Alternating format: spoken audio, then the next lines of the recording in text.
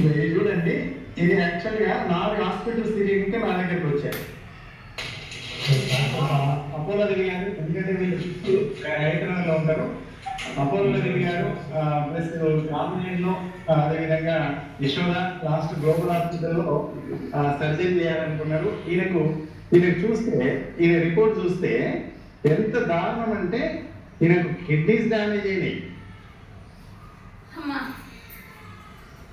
ఈయన చూస్తే చూడండి, హిమోగ్లోబిన్ వచ్చేసి 10, అదేవిధంగా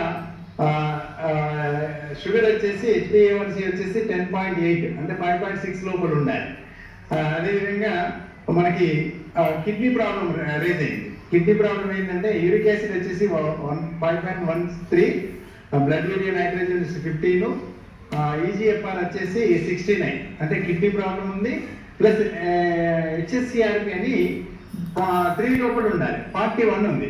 ఇవాళ జస్ట్ ఒక 15 days లో ఆయన ఈ విధంగా క్యూర్ అయ్యారు. ఏజ్ వచ్చేసి 70 years. వాళ్ళ పిల్లలు ఏం చేసిందంటే, వాళ్ళ కొడుకులు 4 ఉంటారు, హైదరాబాద్లో ఉంటారు.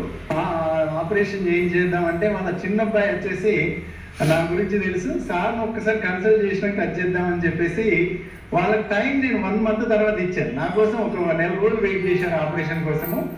ఇవాళ టోటల్లీ నార్మల్ అయ్యాడు పర్సన్, ప్లస్ తిరుగుతున్నాడు. కిడ్నీస్ రికవర్ అయింది, లివర్ రికవర్ అయింది, ఆ గాయం ఊండు నుంచి బయటపడ్డాడు.